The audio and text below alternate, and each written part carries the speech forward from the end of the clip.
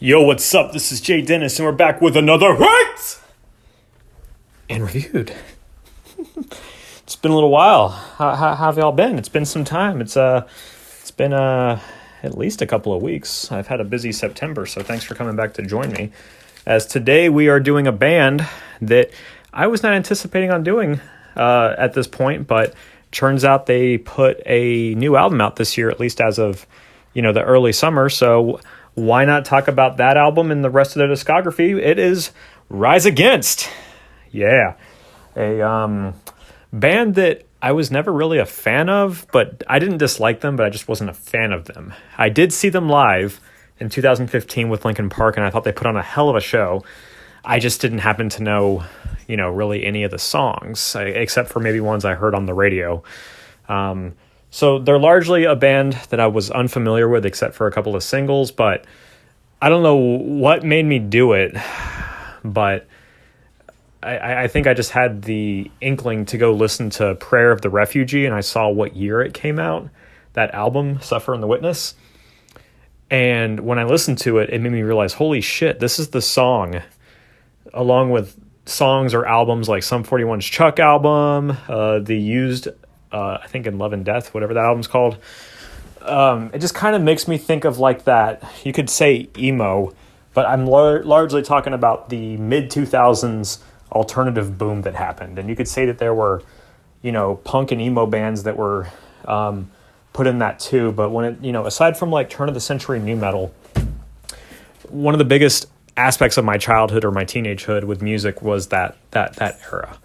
You had Fall Out Boy, My Chemical Romance, The Used, other alternative bands, Franz Ferdinand. I know I'm kind of jumping back and forth between subgenres, but to me, when I think of that alternative boom, or like Green Day's American Idiot of the mid-2000s, Rise Against encapsulates a large part of that sound that actually inspires Raptor Riot. So why the fuck wouldn't I want to go around and listen to the rest of their albums and see if there aren't any other gems? And damn it if there aren't. So 9 studio albums, with their most recent one coming out. We're talking about 20 years worth of material here. We got the Unraveling from 2001 up until their most recent album, Nowhere Generation. I'm going to give you my ranking from least favorite to most favorite. Just like with pretty much every other band I've done thus far, no bad albums, but there's definitely a spread between my least favorite and most favorite, roughly a 1-point spread. To give you context, on a scale of 1 to 10, 10 is basically flawless, 9 is excellent, 8 is great, 7 is good, and 6 is okay. I haven't really done any ranked reviews or done any songs or bands that have anything lower than a 6.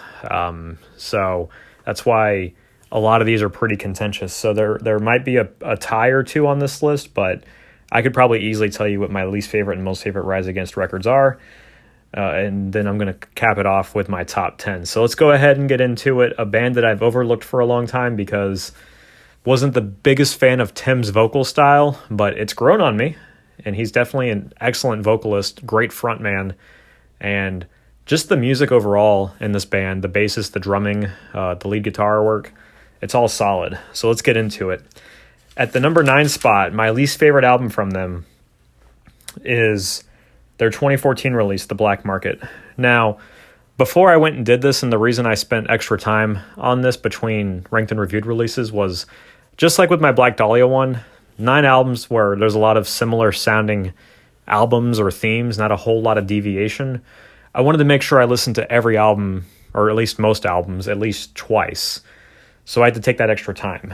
Most albums sounded better on the second listen, and The Black Market's no exception. When I listened to it the first time, I was like, okay, I'm not coming back and listening to this whole album again. But it did sound better on the second listen. However, I was correct in my initial reaction of saying, this album has lower energy. If you're a Rise Against fan, or you like alternative or punk or melodic, every album is worth at least one listen. Every album does have some gems on it.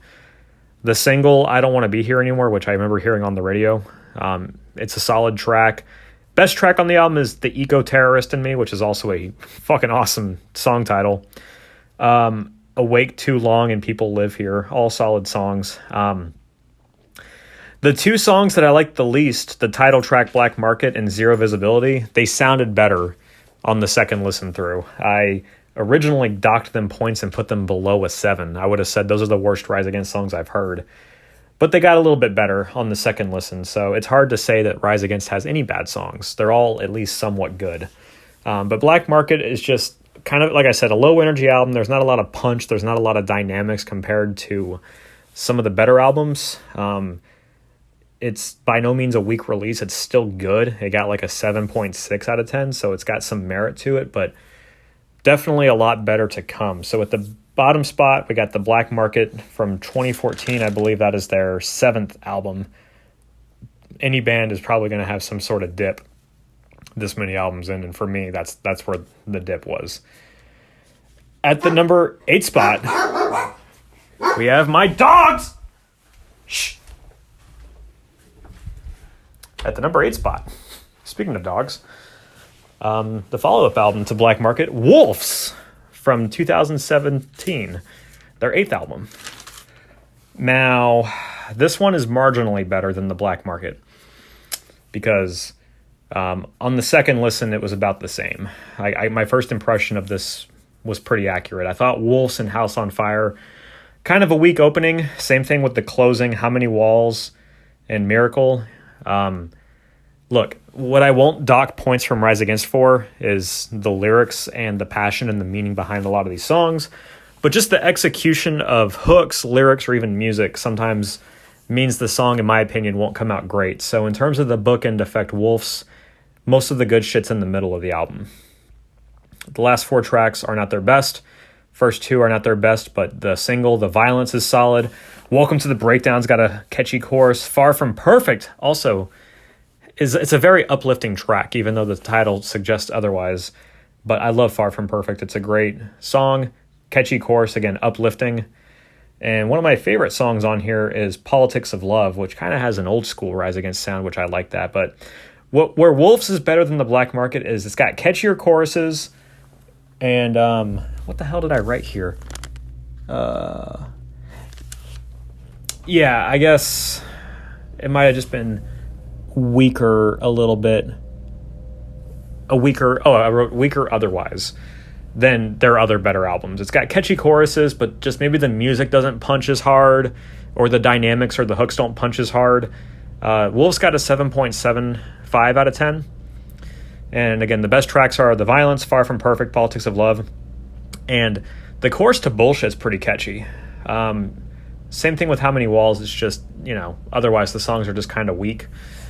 But it is worth listening to. But I think the mid-2010s might have been the weakest era of Rise Against. But if you're a fan, give them a shot. Definitely some songs in there worth listening to. But as a whole, those are definitely the bottom 2 albums. The number 7 spot goes to their sophomore release, Revolutions Per Minute, RPM, from 2003. This might be one of those bands where if you're like a purist or like an old school fan or like pre-selling out or pre-being on the radio, you would slam me for saying, how dare you put one of their raw albums towards the bottom. Well, look, dude, the ranking actually changed a few times after I listened to it once or twice. I had a feeling this album would be better on the second listen, and it was. Revolutions Per Minute is a very consistent album. There's really no shitty songs on here or weak songs on here, but there's nothing that really grips me. There's nothing really above an 8.2 out of 10. This album got a 7.85 out of 10. It's certainly better on the second listen. The best tracks are Heaven Knows, Broken English, and Amber Changing, the closing track. I'm afraid I didn't quite catch the hidden track. I don't know if that would have affected anything, but it's just a repetitive album. There's punch to it. There's some solid guitar solos. The bass tone is always slamming, and it's got that old school punk rock energy to it, which I like, but it just doesn't have the punchy alternative choruses and melodies that I like on the albums that follow it. So RPM is a solid sophomore album, but I think it just prefaces some of the great sounds that are to come. I otherwise don't have a whole lot to say about it, but it doesn't disappoint, but it's just not their best album. But let's talk about the one before it. At the number 6 spot, we actually have their first album, The Unraveling, which, much like RPM, it's got that vintage punk sound to it. It's not so much alternative mid-2000s, late 2000s sound, but actually like turn-of-the-century Tony Hawk Pro Skater punk music sound. I love how much more energetic The Unraveling is than RPM. RPM sounds like the perfect median, almost, from what you heard on the punk sounds of The Unraveling more to like the punk alternative sounds of Siren song of the Counterculture. The Unraveling, there are happy riffs and happy hooks that remind me of like fucking Blink-182, like just the happy sound. The bass tone once again is fantastic. I love Life Inside Your Head, the title track, The Unraveling, and 1,000 Good Intentions. Much like RPM, really no weak tracks on here. It's just a very solid, consistent album, but nothing that really grips me. Nothing excellent, nothing higher than an 8.5. But this album did score higher. It got an 8.04 out of 10 compared to RPM. So at the number 6 spot, we have their first album, which anytime I rank and review a band, I wonder, wow, is their first raw release, how's it going to stack up? And personally, I don't like it how frequently that happens, where like the first release is often the weakest, because it's there's hunger in the sound, but it's also immaturity and a lack of refinement yet. Not to slam a band, but there are certain bands that put one of their best foots forward with their first release. You got Korn, Amur, but then other bands, not so much. Be sure to check out my other ranked and reviews for stuff like that. But yeah, at the number 6 spot, we have The Unraveling, a little bit better than RPM, and it certainly sounds happier. It's one of the happiest sounding Rise Against records. And in case I forgot to say this, I think another reason why Black Market was at the bottom is because that's probably their softest album. Nothing wrong with soft music, but I just have a preference for the heavier stuff, even if we're talking about non-metal genres. But all right, let's keep it going. At the number 5 spot, this one actually dropped 2 spaces after re-listening to a few albums a second time. At the number 5 spot, we have their 2011 release, Endgame. Nice little American flag album cover there. This one got an 8.22 out of 10.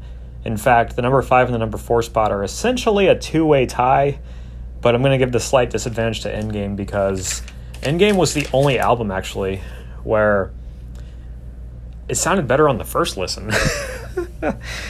When I went back and listened to it a second time, it just didn't hit me as hard. But where Endgame is solid is, much like their first 2 albums, it's a consistent album from start to finish, and there's just more hooks. There's more modern Rise Against Success sounds in this album, so that's why it places higher. But the fucking energy that they put out with the first track, Architects, which, by the way, the band Architects, one of their best songs, in my opinion, is Rise Against. So that was a response to Rise Against having a song called Architects. So it's kind of cool to actually hear the Rise Against song, Architects. Is your mind blown yet? If they had maintained the energy of Architects with that fucking awesome guitar work, the great transitions between the verses and the choruses, that da-na-na-na-na-na-na, like, I love that riff. If they had maintained that throughout the album, this could have easily been maybe the first or second best album. But the energy drops a little bit.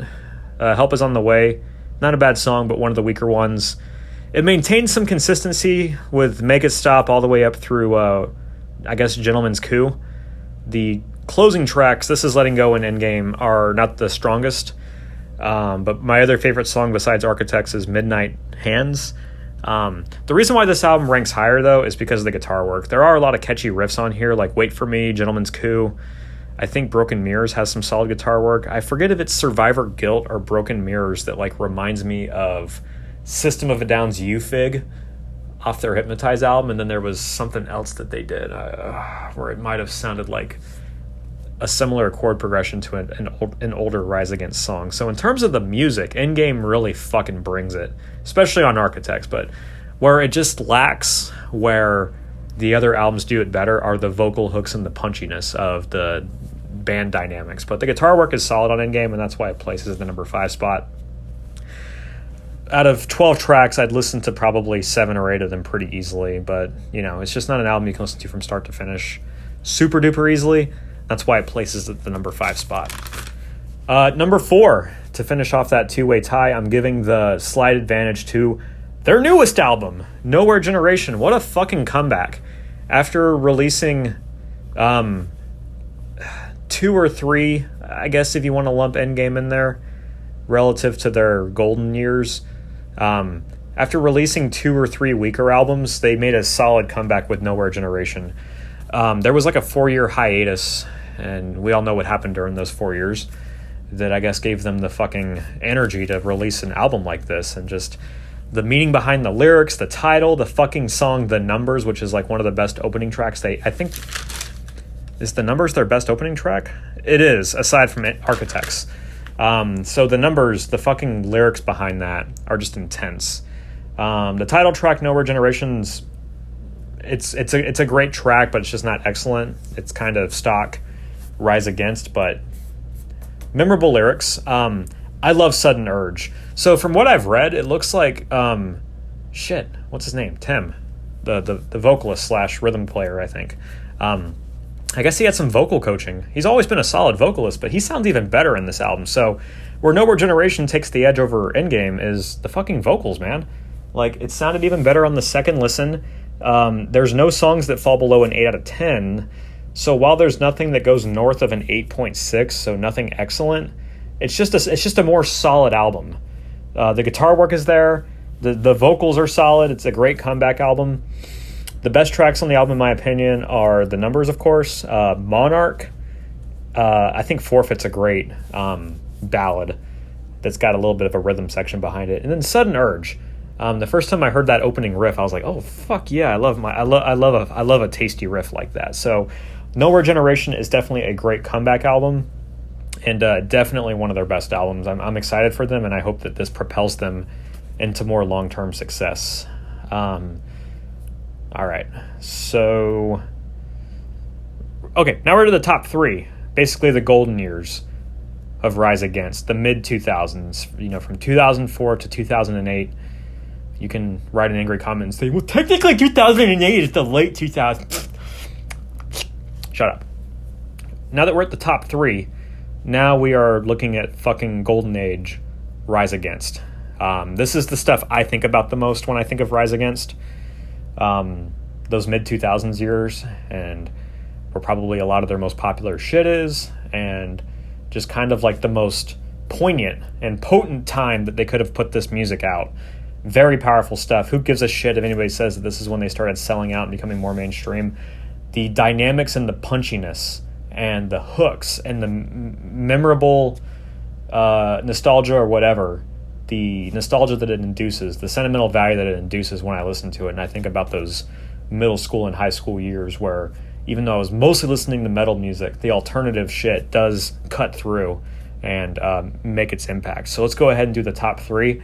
There is a difference between all 3 of them. They're not tied by any means, but these are easily their 3 best albums. So the third best album Rise Against has put out, this album jumped up 2 spots, used to be number 5, now it's number 3, is the 2008 release, Appeal to Reason, their number 5 album, their middle album thus far.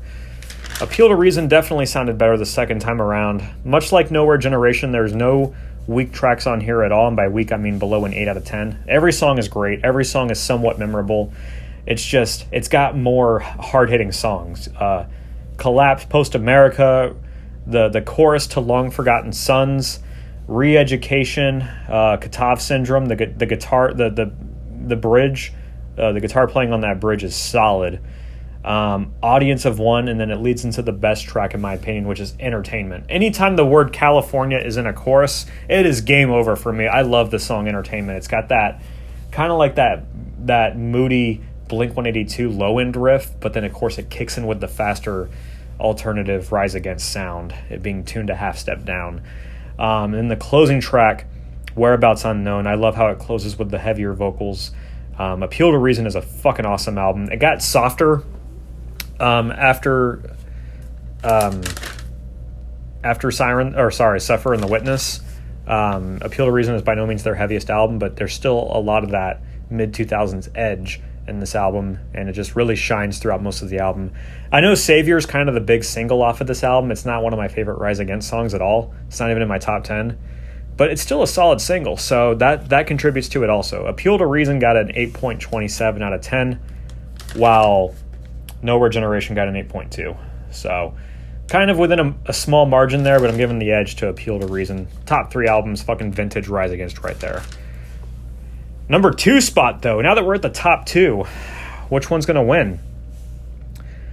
Well, number 2 spot goes to their 2004 release, Siren Song of the Counterculture, which opens up with an insane, chunky, heavy-ass punk riff with some heavy-ass vocals. Tim sounds really raw vocally on this album. I wouldn't call this his best vocal performance, but the dynamics and the hooks are there, and it really couples with some excellent guitar work in songs like Life Less Frightening. The way, I'm sorry I don't have his name in front of me, but the way that the lead player uses octave chords and the way that they play certain melodies, Rise Against guitar work is excellent. I think they do awesome on that, and I'm saying that as a guitarist. It definitely gives me a lot of inspiration to write more catchy, punchy riffs that are more driven by power chords and maybe some, maybe not so metal-like riffs, but still pack a punch. The consistency of this album is solid. The only song I gave below an 8 was To Them These Streets Belong, but there's just more high-ranked songs on here. You got Life Less Frightening, you got Tip the Scales. This song actually has the first Rise Against song I ever heard back in the day on Fuse, maybe in 2005, or even 2004, Swing Life Away. It's still a pretty solid ballad. It's not a song I listen to very frequently, but it has aged well. Dancing for Rain, I love those alternative leads in the outro. And the chorus of Anywhere But Here just has such an uplifting chorus. So I love when Rise Against does that. They sound kind of broody and serious a lot of the times, but then they'll come in and they'll play something uplifting every now and then that just kind of lift you up. So Siren Song of the Counterculture is very much quintessential 2004 punk alternative melodic hardcore, if you want to throw in some core in there too. It's definitely, probably, Siren Song of the Counterculture might be their heaviest album. If I'm trying to be objective here, it probably is their heaviest album. If Tim's vocals were a little more refined, it could have been their best album. It got an 8.36 out of 10, but frankly, the number 1 album scored much higher, so let's get to that.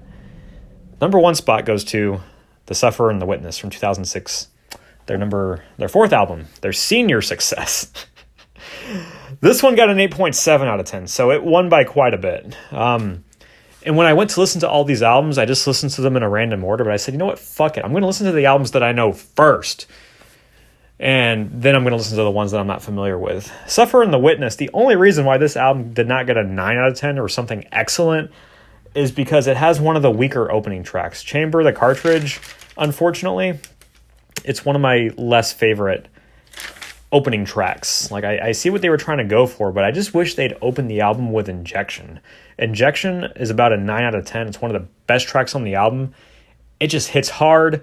The broody alternative melodies that are on here with the rapid fire drums, the hard hitting octave chords, the power chords, it carries through. This whole album has a theme. It never slows down. From Injection all the way to the very end, it just doesn't slow down. This album is so fucking consistent. The melodies and Ready to Fall, the freaking guitar work, I love it. It invokes a lot of emotion from me. So that's my bias. They play in the key that really invokes that mid-2000s summer feel, and that was just one of the best times of my life. So Suffer and Witness definitely brings that out, if I haven't made that clear yet. But of course, their best song is also on this album. You can't fuck with Prayer of the Refugee. Just all the time changes, all the speed changes, the constant build-up, the constant aggressive guitars that go back and forth between melodic and once again brooding to just punching, and then that fucking bridge with the drums, the bridge of Prayer of the Refugee and just that brief octave chord solo, that is the shit that gives me the most goosebumps with music and just history in general. The only thing that warrants more of that as like a new metal staple, like Korn and the song it's on.